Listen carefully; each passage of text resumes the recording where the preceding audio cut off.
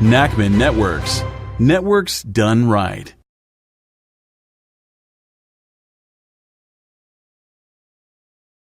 Hello, everyone, and thank you for joining us on today's webinar.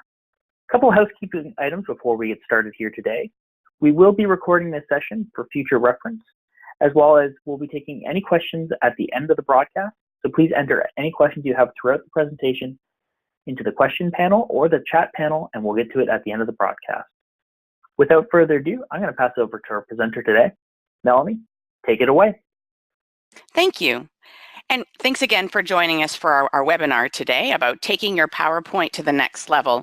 Now, just as a note, this is not a webinar for people who've never used PowerPoint before. It's sort of looking at how, if you have a basic understanding of PowerPoint, how can you learn about the features to sort of take your presentations in PowerPoint to the next level. So, but most people, I would say, have worked with PowerPoint, I would say, sometime in their career, because it's been around for a very long time. It actually has been around for 30 years. A lot of people don't know it was initially called Presenter, and it was developed actually for Macintosh in 1987. And interesting enough, Microsoft, I think, saw its potential pretty quickly and bought it. It was one of the first sort of big acquisitions of software back in the day. And yeah, and then they changed the name to PowerPoint, and history was made. And so since then, I've been working with it for many, many, many years. I'd say almost 20 years at this point, and I've seen many, many versions of it.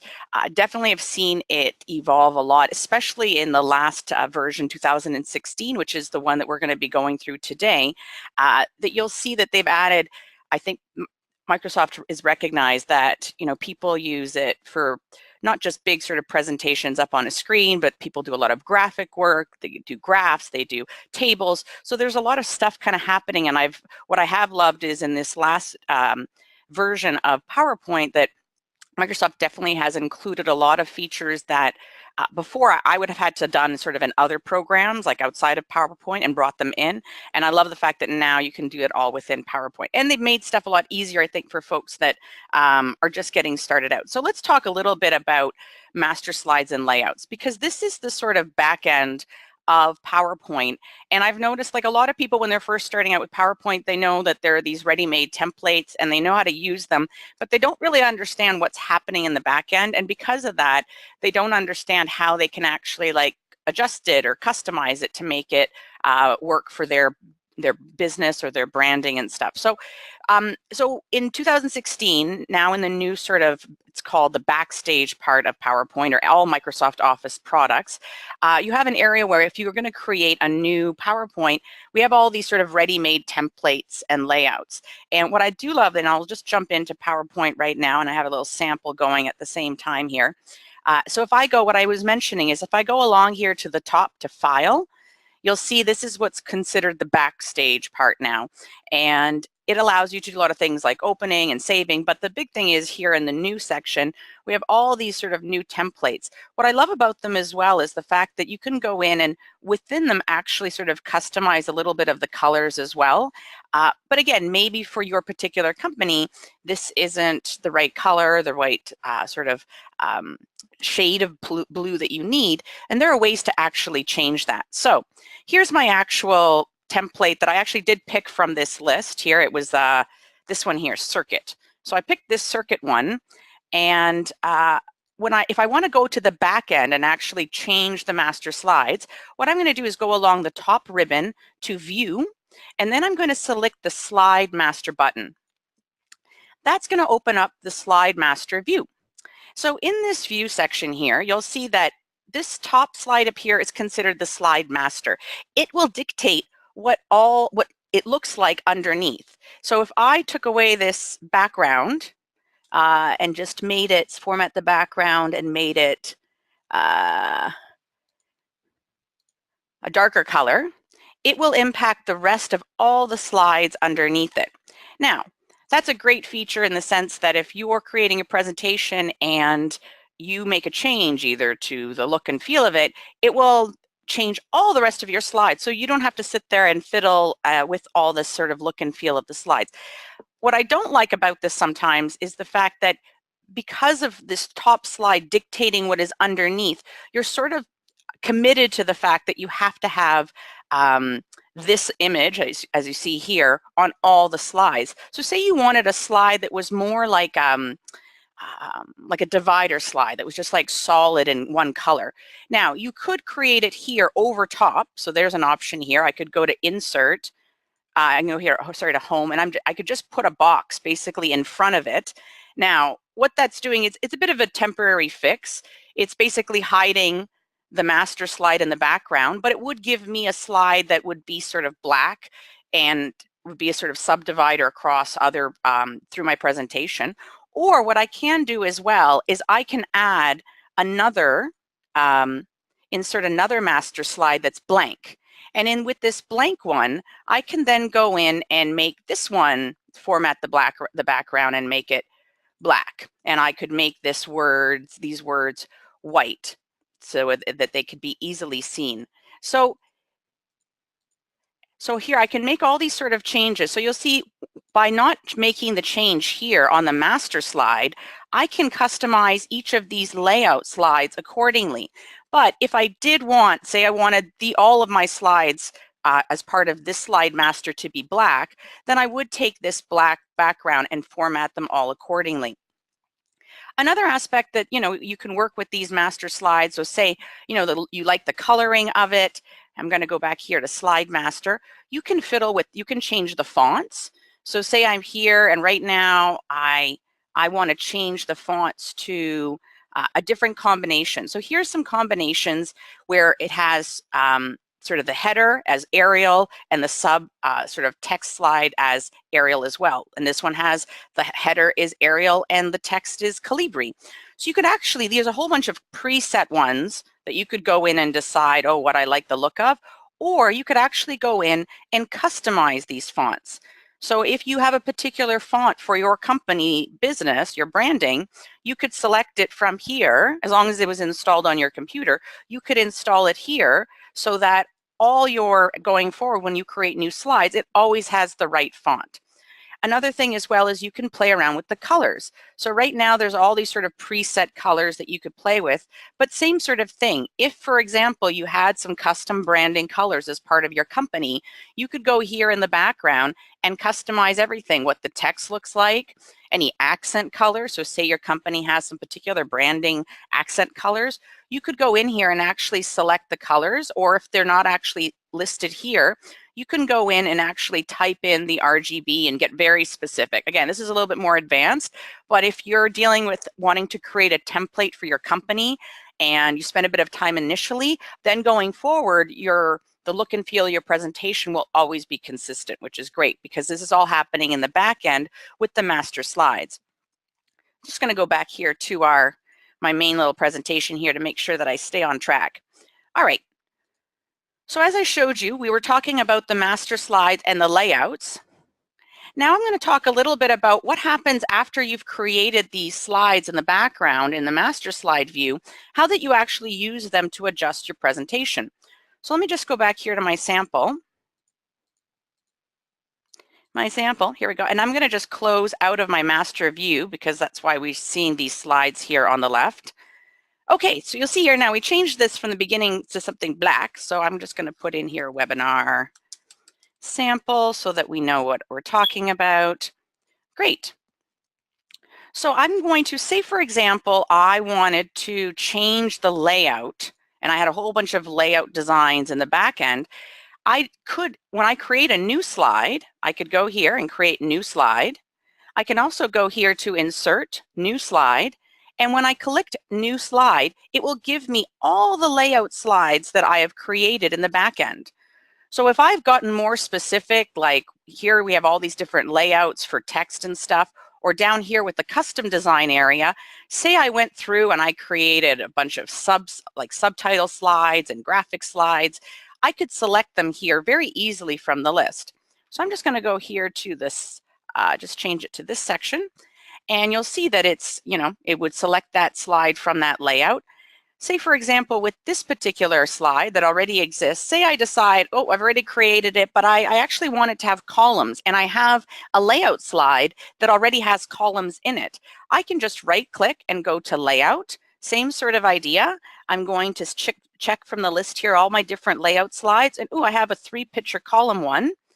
And so it's setting up here, and then all I have to do is spend a little bit of time and copying and pasting the text automatically into there.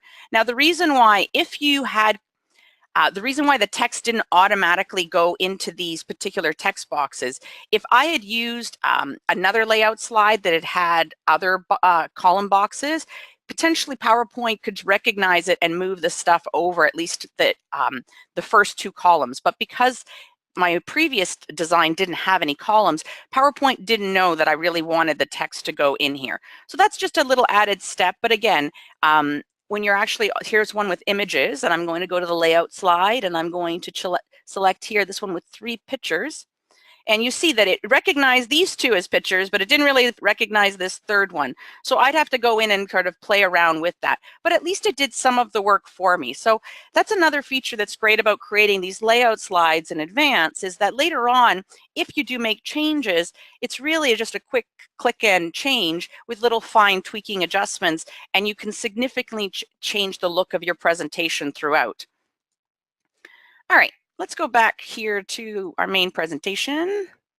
Now, let's talk about improving images. Now, they famously say a picture is worth 1,000 words. I would challenge that in the sense that if the picture is not great, it is not worth 1,000 words. And I have seen this countless times in presentations where people put in, they recognize the fact that people like seeing images in their PowerPoint in presentations, but either the photographs are not clear, they're too small, they're too many, and they're not clear, they're dark, you can't see what's actually in the image, or what the actual focus of the image is sort of, it's a gigantic image, but what you really want to look at is sort of a small part of the image, so it hasn't been cropped. So let's look at some ways that we can actually improve your images throughout your presentation. And there's some great tools, like I said, in PowerPoint 2016 to help you do that. So let's go over here to my little sample, and I'm going to undo that madness that I just did here with these pictures. And I'm going to go up here to my little sample. I'm just going to move you guys out of the way here. All right, great. All right, make you nice and big. So when I click on an actual image, you've imported an image into PowerPoint through Insert. When you actually select the image with your cursor, a little tab comes up here at the top called Picture Tools. When I select that, you'll see that the whole ribbon changes here at the top. So I have a whole bunch of options that I can work with. So what I'm going to do now when I look at this image is I find it very dark. So I'm going to go here to Corrections. And what you'll see is I have a bunch of options that I can look at. I can improve the brightening, as well as the contrast of the image. So you'll see is I'm going to and what's nice is it gives you a preview. So before I make my decision, I can kind of decide, maybe this is too bright and white and shiny, and maybe this one is a little bit too dark. So I can kind of play around and pick the one I want. I can also change the tone a little bit. So say, for example, right now it's a very sort of yellowy color, and I want to sort of make it more subdued. There's some color saturations I can choose. So one is 33 here, a preset. And what it does is you notice it just a little bit more subdues. The colors are not so bright. I can also make it grayscale. I find that helpful if you have lots of different images with lots of different color schemes. It can be a little bit aggressive on someone looking at your presentation's eyes. So I find by taking all the images and making them grayscale or making them subdued, it makes them match more and makes them look like they're meant to be together. Here's another image, same sort of thing, very dark, you can't see her face. Another aspect we're going to talk a little bit is cropping, and the fact that, there's a whole bunch there. You can basically see down the hallway, and that's not really the important part of the image. The important part of the image is the people. So I'm going to select the image, and same sort of thing, I'm going to correct it. I'm going to go to Corrections up here at the top, and I'm going to make the image much lighter. Great, you see now you can actually see her face. And now I'm going to crop it. And I'm going to just do a simple crop from the top. We'll talk about more complex cropping in just a second. So I'm going to just select the crop, and I'm just going to remove that whole back end piece. And I don't really need to see their legs either, because I really want to just focus on their face. And I'm going to just crop right in. Oops. So you see now that it's really focused on the person and not just, again, the sake of putting in an image for image sake. And I could do the same thing here. Right now, we're all looking at these people's feet. There's really no need to look at their feet in an image like this. I think the real focus is the people's faces. So a great way, sorry, having a little bit of delay here because of the webinar is causing a little bit of slowdown here with my system, but okay. Great. There we go. See, and now the focus is on the particular people. So you see these, and what I did here is I'm going to just go back here to the subdue in the color scheme, and you'll see now these two images match a bit more. They look like they're kind of part of the same scheme. They're clear. You can actually see the employees' faces. I'd say that's a much better, more effective way of presenting your images within PowerPoint. Let's look at another example in terms of images. Another great tool that they've added in 2016 is removing backgrounds. So I used to have to go into other systems, other products like Photoshop and stuff to do this. And I love the fact that now PowerPoint has included this as part of its tools. So I'm just going to go here to some images. You'll see as I put it on the background that it has a white background. Not really great when you have a textured background like we have right now, because you can't see what's behind it. So when I select the actual image, and I'm going to go here to the top to Picture Tools, you'll see on the left there's a new icon called Remove Background. So when I select this, it just takes a little bit for basically Microsoft it does a first pass of what it thinks the background is and what the image is. So what you see that is colored is what is going to stay. Now, what you see here in purple is going to go.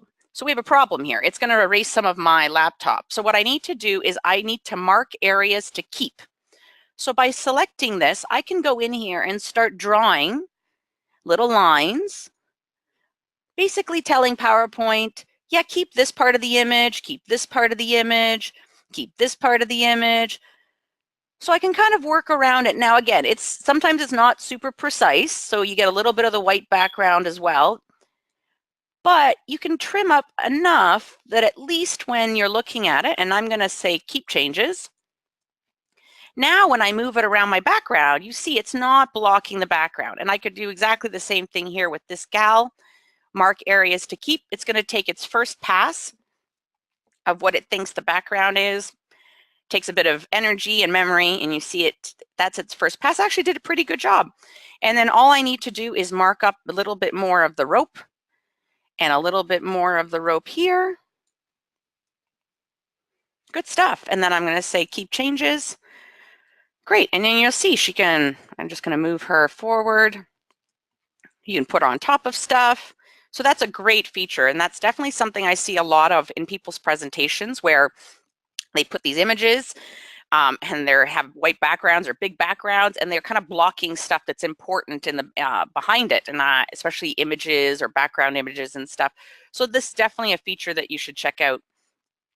So as I was mentioning about cropping and the fact that, we can improve the quality, the look of the images in terms of the contrast and the brightness, but we can also just be more creative in how we crop the images.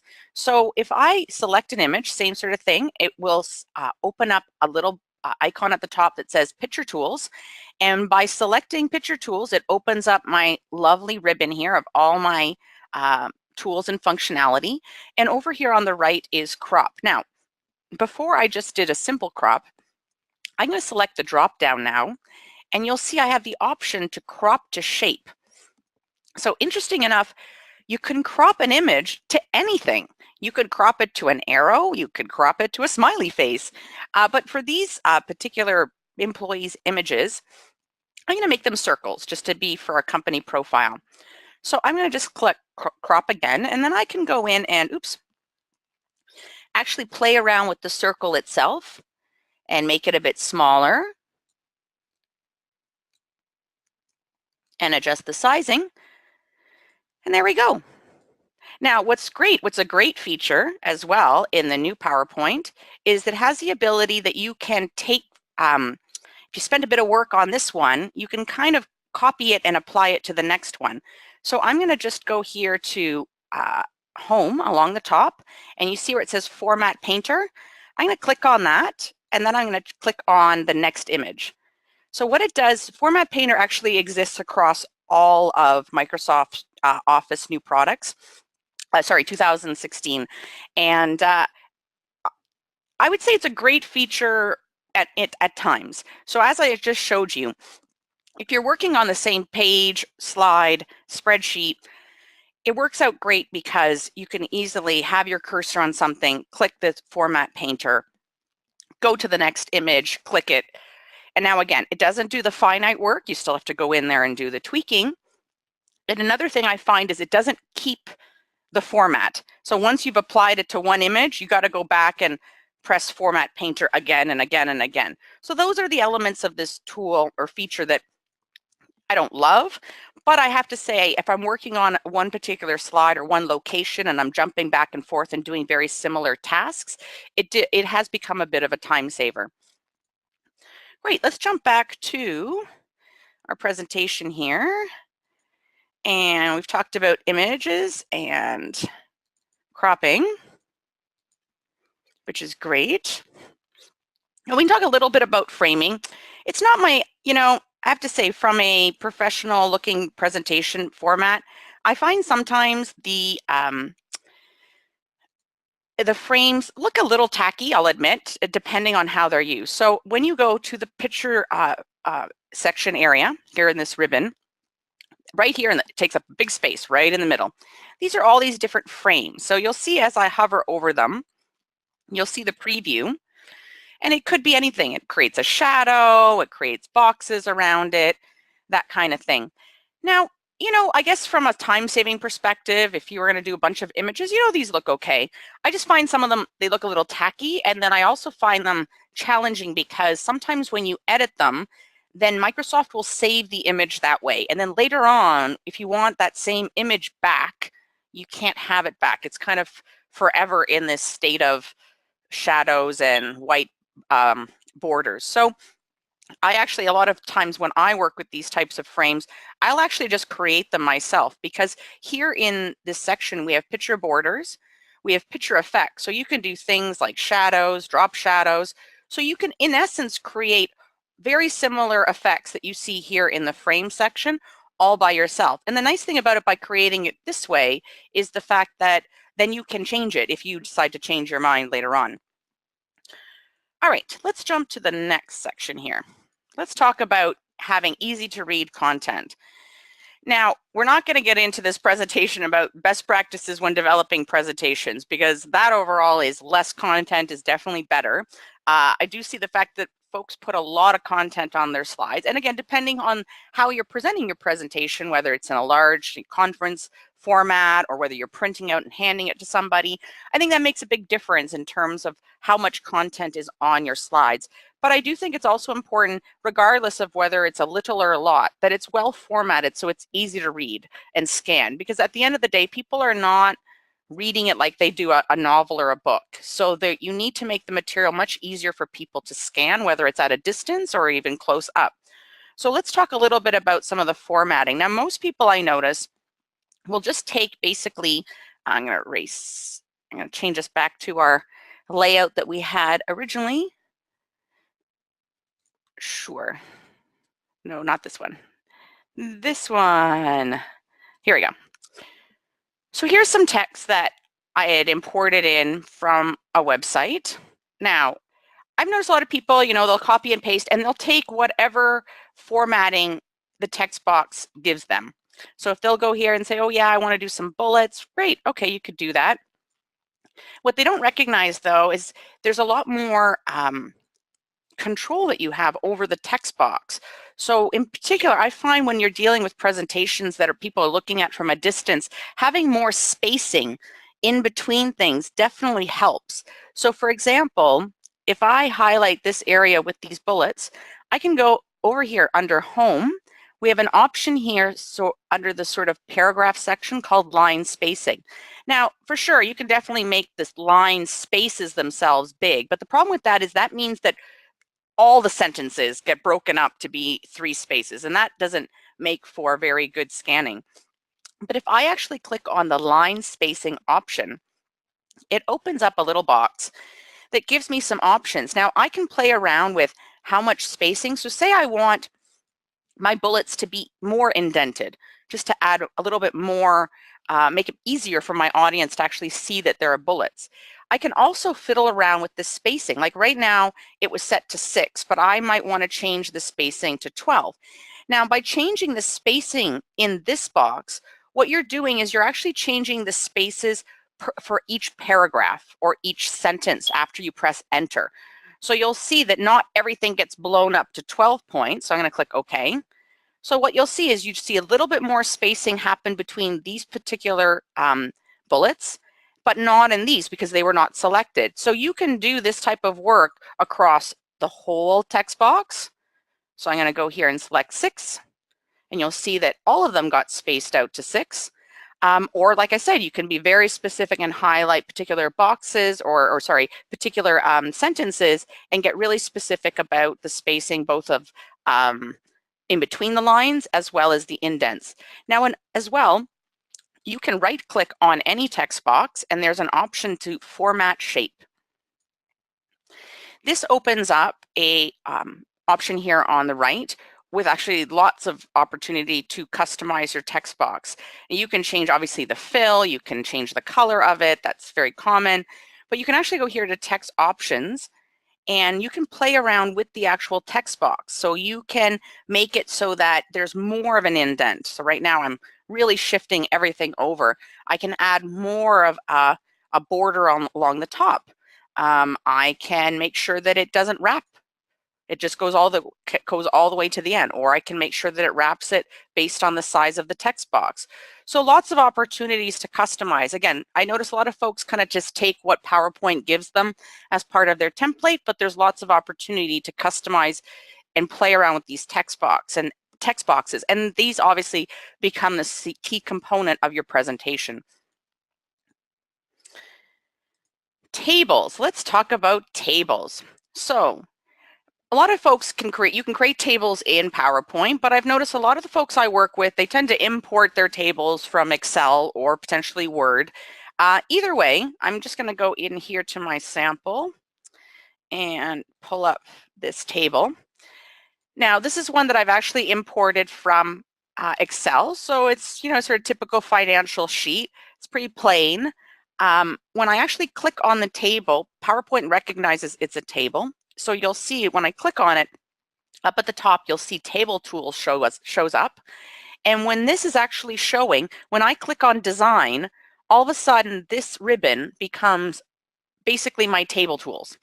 And if I click on Layout, these become sort of additional tools to fiddle with my table. So these two. So as long as this little at the top says Table Tools, these two ribbons, Design and Layout, give me total control to play around with my table. Now, there's a lot of things that you can do just at one click without customizing. I can decide that the header row is colored. I could decide that the total row at the bottom is colored. I could decide that the last column has a color. And even from there, I can decide based on some presets what the colors are. So I can make it sort of more white. I can make it more sort of a blend. I can go in and ask for more solid colors. So there's some presets that I can go in. Now, you can also, I'm just going to undo all that. You can also do this all manually. So if I highlight this particular row and I go here to shading, I can select whatever color and say I've preset some colors for my particular template, then I could select them here. I can also change the color of the text. Now, what I think is interesting here is right now it's really aligned to most of this actual whole table. I'm just going to actually fill in all the borders.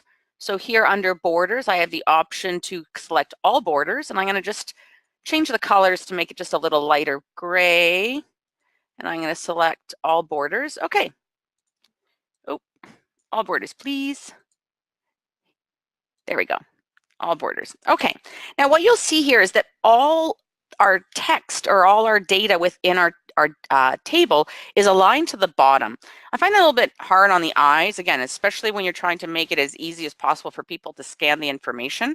So this is why, again, we have the design area, which allows you to play with the colors, colors of the borders, colors of the shading of the columns, of the rows. If you go along the top to layout, this allows you to play around with the spacing and that kind of stuff. So what I find really helpful is you can do it for the whole table, is just select the whole table. And there's an option here to center vertically. And that aligns the whole thing, all the text to the middle of the actual cell. I can also align everything to the left. I can align it to the middle. I can align it to the right, that kind of thing as well. I also find it interesting sometimes when you're dealing with tables and maybe the title of each of the rows is a bit long, you can also change the direction of the text, which I find helpful. You can rotate it all so that it's, showing, depending again on the use of your table. It might be handy to switch the direction of your text accordingly. I'm just going to put it back.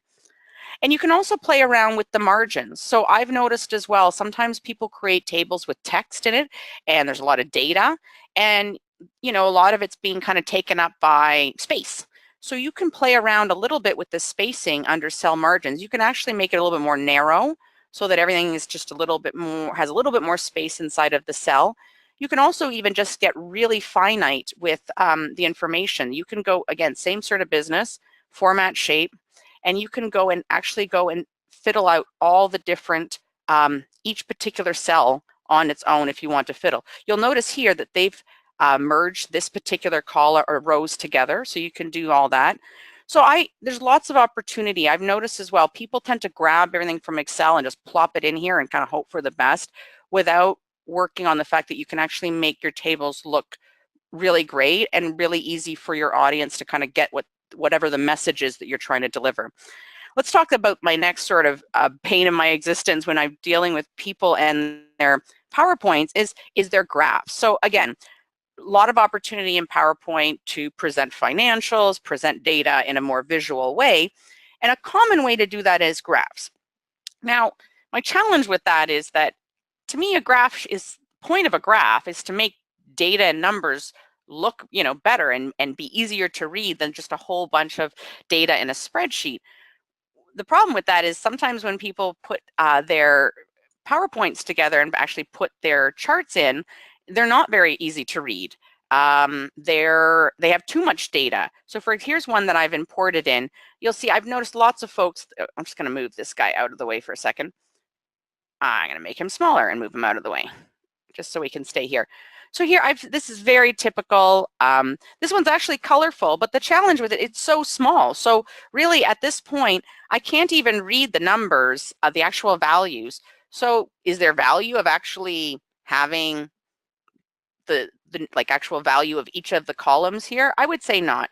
So you can actually click in once you've import. Now again, depends how you import it in. When you import or paste in a spreadsheet, you have the option to paste in a copy as an image or an actual copy of the spreadsheet. I'd recommend always doing a copy of the spreadsheet, not an image, because if it's an image, you can't alter it. It's basically just a screenshot of your graph, and that's it, it's done. When you actually copy it in as a spreadsheet element, you can double click on it and actually have control. I can actually go in here and delete all the values from the top, because I'm just going to make, instead, I'm going to make the values along the side bigger so that my audience can see what's our actual total that we're working with. So, and I also notice here at the bottom, the actual year is very small and hard to read. So I'm going to make this a bit bigger and easier to read. I'm also going to take the values off this next column, and then I'm going to make them all, I'm going to change the colors. So I can go through and make it, actually right click on it and change the fills to orange. I can fiddle around with all of that kind of stuff. I can also right click on it, and I have some options here. I can, right here, hello. Here you go. So when I'm playing with the data, right now I'm actually, see, you notice it's actually pulling up the spreadsheet itself. So when I'm playing around with it, it's actually connecting back to my spreadsheet. That's something to keep in mind. Depending on the link that you've created with your PowerPoint, your spreadsheet, one thing I have found though is that when I create changes here, it doesn't necessarily equate back with your actual PowerPoint or your actual spreadsheet file.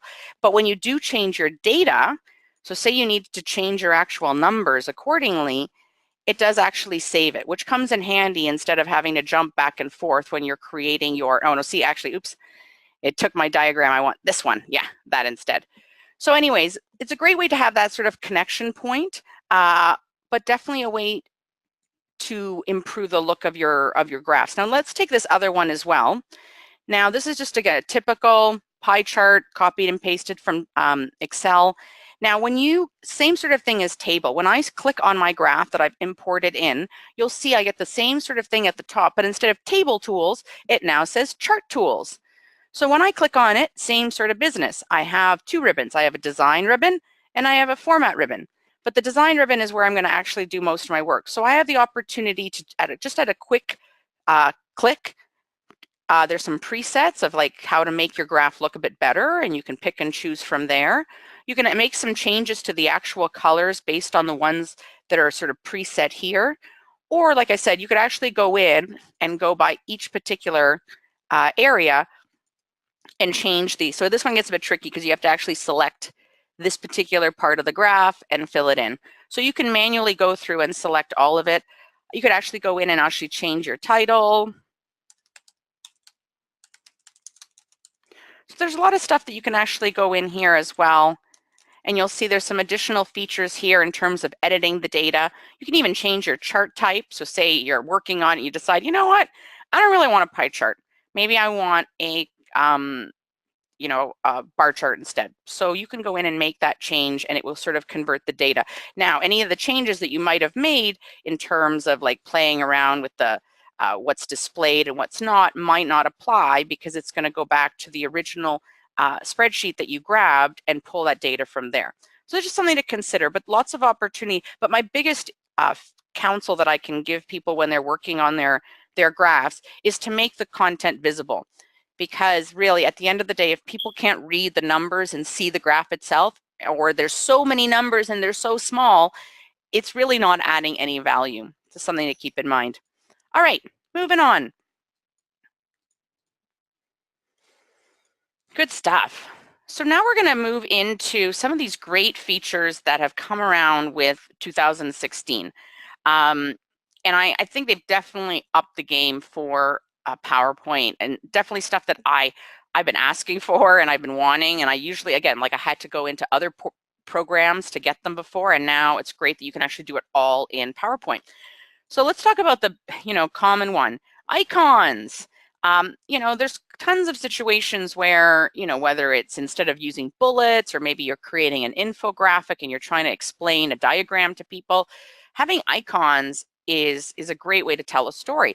Now, what's different about icons versus just adding images is that these icons are actually very editable in terms of their colors and size, and they always stay, regardless of how you scale them, like really big, really small, they always stay nice and crisp. So let me just show you where you can find that. So I'm going to go back here to my sample, and I'm going to go here to we'll just go here to this slide here. Good stuff. And I'm going to go along the top to the Insert tab, and this will open up this ribbon here. And if you go along the top to the Icons button here, it will open up this window with all these different icons to choose from. So I'm going to choose the piggy and the eye and the clock. Sure. And click Insert. Now, as I mentioned, these are completely editable. You can make them as big or as small as you like. And what I love about them, the fact is you can change them to match whatever color you need. So say, you have a particular color for your company or branding, you just go under here under graphics and change the color accordingly. So it could be purple, this one could be blue, and this one can be green. So again, great. I use them a lot, like I said, for in lieu of bullets. So in this situation, instead of having these little bullets, you could put little icons instead. Or like I said, if you're creating a diagram, it's definitely a great feature. Next one. Morph, the morph transition. So I'm sure if you've, again, worked with PowerPoint before, you're familiar with the fact that it has animation features. I could do a whole webinar on just animation within PowerPoint because it can get quite complex. There's the easy sort of features, wipe things in, fly things in. But honestly, a lot of people don't like that, to be honest. They don't like the things flying in and out for no particular reason.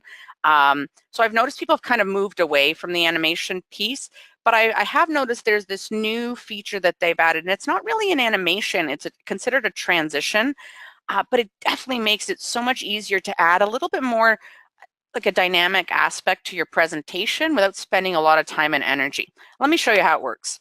So I'm going to go back here into my little sample.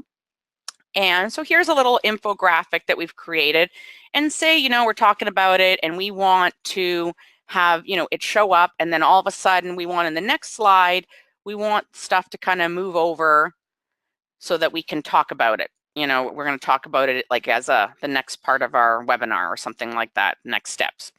Great. So what I do, so that's what I want it to do. I'm going to just move everything back. So before I get started, I want that to happen. I'm going to take the actual slide that I want to work with, and I'm going to duplicate the slide. So that creates a duplicate, an exact copy. On the copied version, I'm going to move my text to where I want it to go.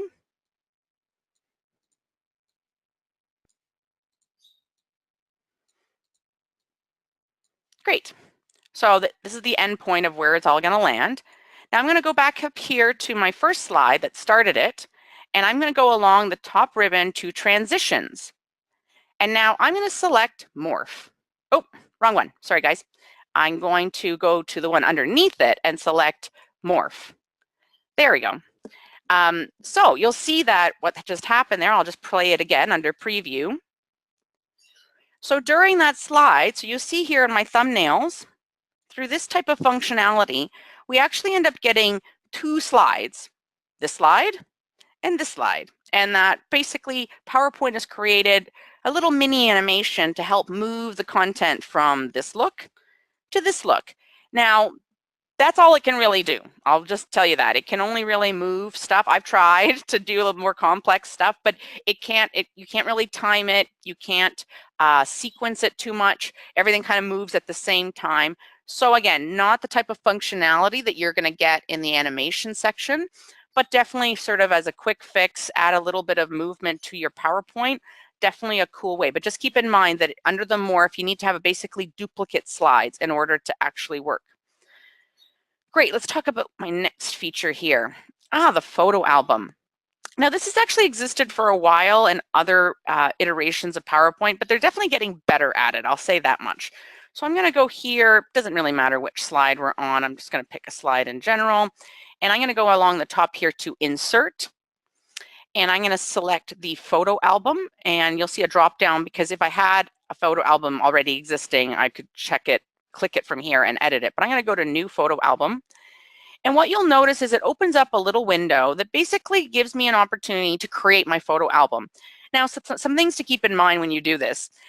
When it creates the photo album, it actually generates a whole new PowerPoint. It doesn't create it in here. You can always copy the slides over and bring it in here later, but that's something else to keep in mind, is that it's going to generate this whole new file. And so if you do need to do formatting, master slides, that kind of thing, just keep in mind you have to just bring everything over here, because when it creates it in the new slide, it's not going to bring over all that formatting and master slides and stuff. So I'm just going to go here to File, and I'm going to just pick a few images. I'm just going to go and find some general photos. Maybe shouldn't have picked. There we go. Some general photographs. Great. And insert. And once it puts them all in here, you'll notice that they're all listed here. Now I can make some choices, like right now, I can change and move the sequence of how they're going to appear in the PowerPoint. I can also add text boxes for the actual slides. I can also make some decisions. Do I want one picture on each slide? Do I want two pictures on each slide? Do I want it to be in a frame? Do I want it? So there's some formatting. I could do a soft edge rectangle. I could do center. Now I can't get into the fancy stuff like circles and stuff, but I can do rectangles. I can even pick a theme. If you've already sort of preset a theme in advance, you could find it, and this would save you a bit of time and effort. So if you created your master slide and saved it as a template, then you could actually go in here and grab it so that when it generated this photo album, you wouldn't have to work on the branding on the master slides again. So you can also make some choices in terms of all the pictures being black and white, ensuring the captions. You can actually do even formatting here. You know how I mentioned the fact that you could play around with the brightness, the contrast. You can do that all once it's in PowerPoint. But what's great is you can do a lot of all this sort of pre-work here. Now I'm going to click Create. It's just going to take a little moment for it to do its business, and you'll see it sort of generates a photo album. And from there, like I said, I can go in and do all my kind of formatting. But like I said, it's a totally new file. But if you were, again, for a family event or employee event, sales event, if you had lots and lots of pictures and you wanted to create some sort of like, I've heard some people who use this for, say you wanted to have a video that played with sort of images that faded in and out, that kind of thing. You could create an image on each of these slides and then create a transition with fading and then export it as a movie. And then basically you could play this with your photographs sort of in the background at a sales event or that kind of thing. So some definitely opportunities with this photo album feature. Okay, let's talk about Mix. So the Mix is actually considered an extension. You need to download it and install it into your PowerPoint. And like I said, it's only with 2016. But it does open up a whole bunch of new features. Like I said, that I used to have to go definitely to other programs, and now I do it all within PowerPoint. But I'll say this, they're definitely learning, and some of them are not as smooth as they can be. But again, in a bind, I think they definitely provide some functionality. So I'm going to go here along the top. Once you've installed Mix, you'll see that it appears as an option on the tab. And when you click on it, you'll have the Mix ribbon. So you'll see we have a bunch of options. We have slide recording. We have the ability to do quizzes and to add quizzes to your actual presentation. You can actually do a screen recording. You can do a screenshot, and you can add some sort of, more multimedia. You can add a video, you can add audio to your presentation. The real intent of Mix, and I'll just do this part right here to show you when you get to the slide recording. When you click on slide recording, this new kind of box opens. So what Microsoft is trying to do is create a tool to make it as easy as possible to create recordings of your presentations. So say you were doing, a sales presentation and you wanted just to record it, or a training video. And again, you want to sort of do it all in advance, sync up, the slides with your voice. You could even, and what's cool, you can see here, you can even have your face. If you had a video camera, webcam set up, they'd show your face while it's happening. So what's cool about this screen recording area is so I can basically click through and start going through my particular slides. And once I click record, I'm not going to do it right now, it would record it, and it records the screen, it records my voice at the same time. If I'm, working more on a tablet, or say I wanted to highlight something to you, I could basically take my inking and highlight the fact why is not working, inking that, because we're not recording, that's why.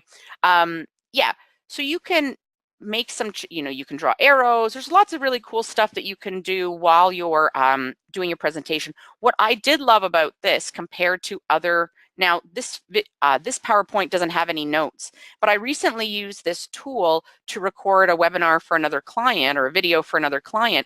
And what I loved was the fact that, because in a lot of programs, your slide notes, your PowerPoint notes, I'll show you right here. I'm just going to exit out of here. Your PowerPoint notes exist down here.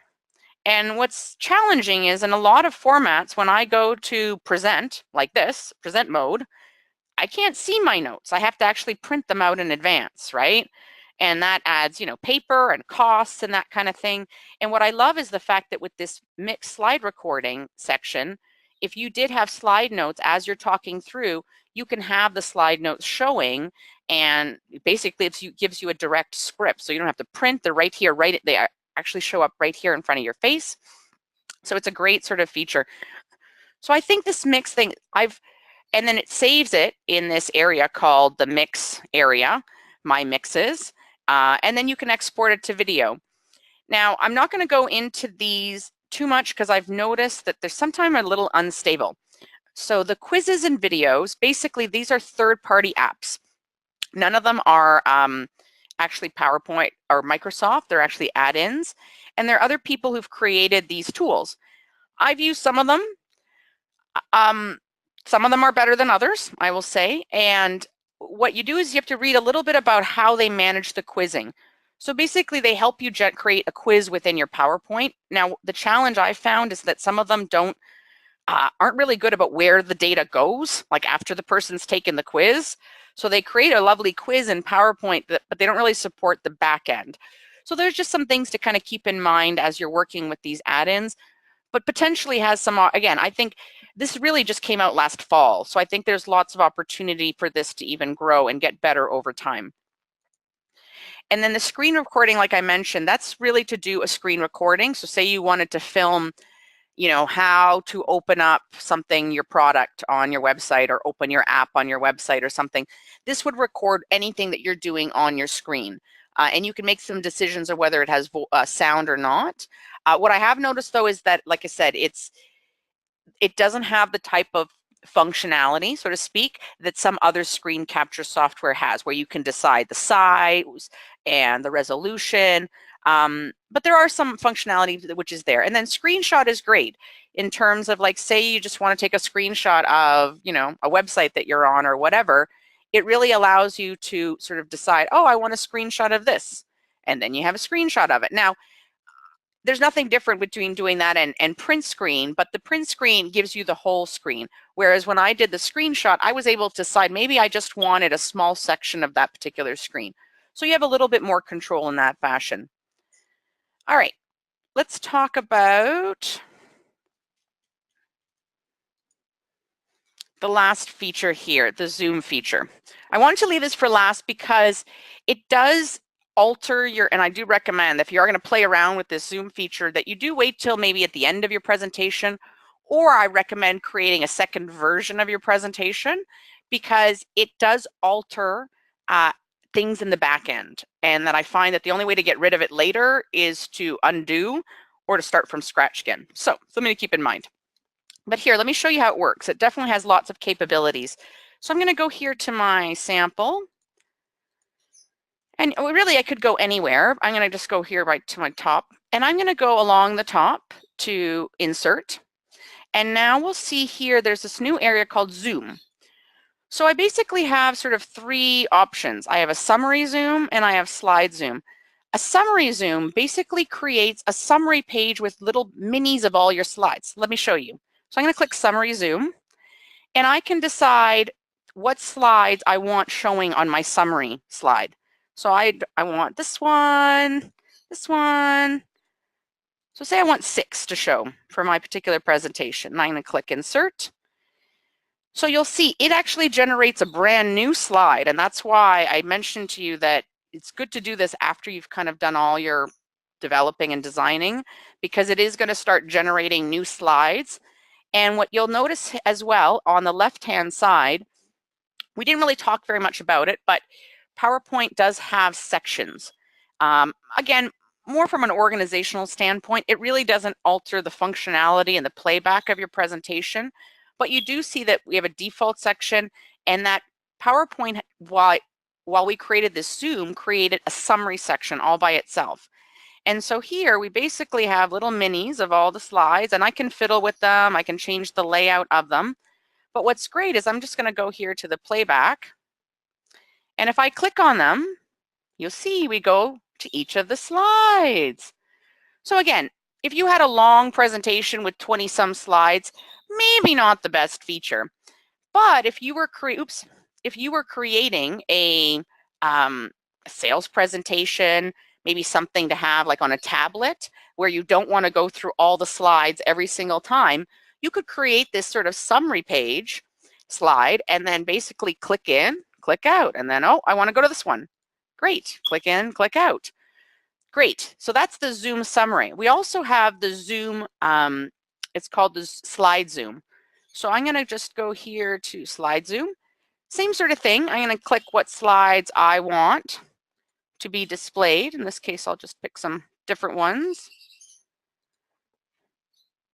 Now, in this case, it's not creating a summary. It's just adding little minis of those particular slides. So you'll see here, I can move them around, I can make them smaller, I can make them bigger. And they are linked, but they won't work. So the difference is, though, is they won't work like the summary one. The summary one you saw, when I clicked in and I clicked out, it actually clicked back out to the summary. With this particular one, if I click through, it's just going to take me through all the slides. Let me show you. So I'm going to just go here to my display. And, oh, this one is my display. I maybe should have done that. So if I click on this one here, you'll see it's going to take me to this. But if I click again, it'll just take me in again. Oh, it's like presentation. Oh my God, it's Inception presentation. Well, that's pretty cool. Never done that before. Maybe I shouldn't have done that there. Anywho, I think you guys get the point. The fact that this one here will actually click you through across and not as a summary. Just something to keep in mind. I find this feature here, the slide zoom, this comes in handy in training. Like say, for example, you wanted to have what the next slide is going to be right here at the corner, or say you had like a section, you had a whole section, like, so say for example here, I have my whole section about 2016 features. Great. Well, maybe what I want to do is maybe I want to create a slide zoom of that particular title. And then I'm going to add it here to each of my, as a small little, it creates a link. It's basically an easy way to create a link back to that particular slide there. And I could add that across all this section. And then again, in a sales situation, a presentation, if I have to quickly go back to that particular slide in my presentation, all I have to do is click there and it would take me back to that particular slide. And then the last one I wanted to show you is the section zoom. What that does is you have to actually take a few slides and click section zoom, and it will decide which section you want to put it in. So it basically created a bit of a default section and added all those slides in again. I don't find that feature as, I don't know, fantastic. To me, it doesn't really is useful, but I find the first two definitely, the summary zoom, very handy in a sales situation, training situation, and the slide zoom, adding that link, quick link to particular slides, especially if you're creating, again, more of a dashboard type of thing, definitely adds a lot of functionality. All right, so we've covered a lot of material. I'm just going through, oh my Zoom within Zoom. So just going to open it up to see if we have any questions. Hi, Melanie. We do have a couple questions. First question we have comes from Leslie. Leslie writes, could you please tell us how we can make the whole screen an image? So I'm assuming this is in regards to the whole screen, meaning a whole slide. Sure. That would be a screenshot. So if you go along the top here to Insert and go to Screenshot, you can go to Get a Screen Clipping. And what that will do is it will open up this sort of like grayed area. And then depending on what you want a screenshot of, that's what you get a screenshot of. And then I highlight it down. Now, what I don't like about that feature, what I just showed you though, is when I go to Insert Screenshot, it's really hard to switch over. See, like I can't switch over, I have to stay in PowerPoint. So to be really honest, when I do screen captures outside of PowerPoint or whatever tool I'm in, I just use print screen. So it's a key on your keyboard. So say I was over here in my Internet Explorer. Well, actually, it's a totally different webinar for another day. Actually, what I do a lot of screen captures with is I use OneNote. So OneNote allows you to do clippings of web pages and other stuff like that on a web. But say, for example, you just wanted a screenshot of this web or this page and stuff. I just do print screen, and I'm going to go back to my original presentation and paste it. I just did Control V, but you can also right click. Oops. Right click and go paste. And then I'm going to paste the image and adjust it accordingly. Great. I hope that helped.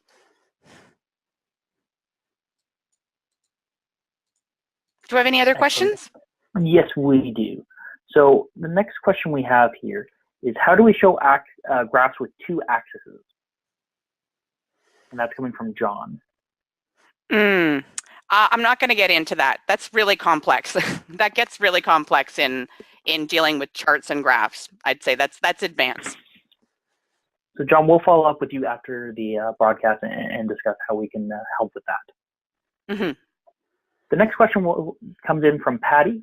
Patty writes, what is the best way to link to a YouTube video in PowerPoint? Sure. That's a great question. There's actually two ways to kind of do that. I'm just going to go back here to my little sample one and just create a new slide. So I'm going to go here along the top to Insert, and I'm going to go here to the tab that's called Video. So we have two options. We have the option to embed a video that's on your PC, which I generally don't recommend because it will make your PowerPoint file gigantic. Much better is to link it to a video online, which you just asked. So when you click on that option, it gives you the option to either look for, if you have the code, like you know where this video is being held online, you could put the URL, www.whatever. You can also, again, if you know what the YouTube video is, then you can embed that video there. So, but first you need to know what the address is. So again, in this case, we're just talking about, we're doing cute.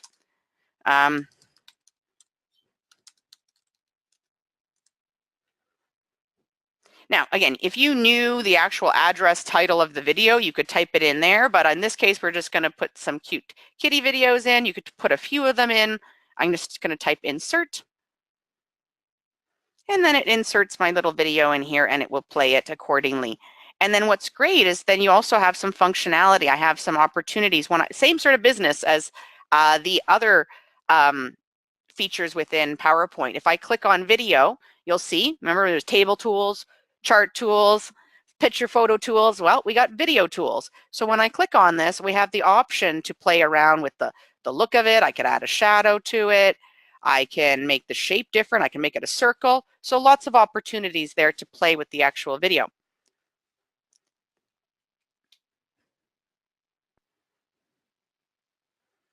And we have time for one final question.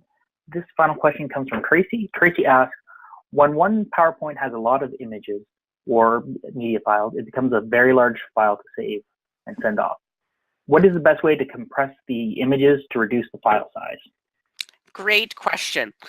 You actually have two options on that front. Now, if you know that you've been working with a lot of, I find screenshots take up a lot of file size, obviously big stock images.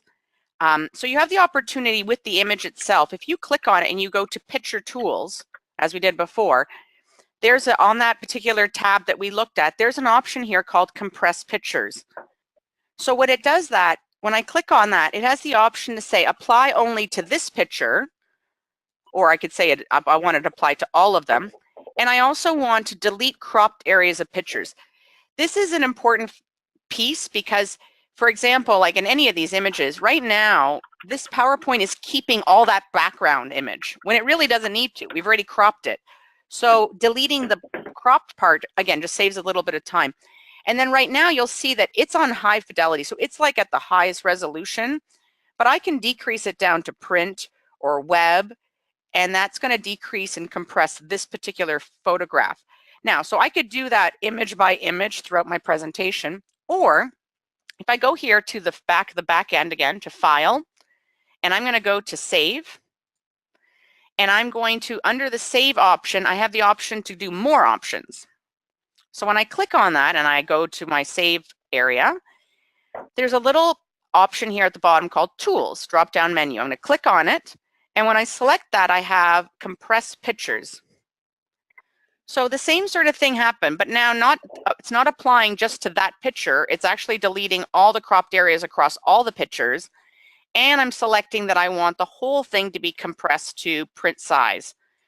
So I'm going to click OK and then save. And it's going to, and you'll notice most times it will say like it already exists because you have significantly changed the nature of the presentation by altering these images.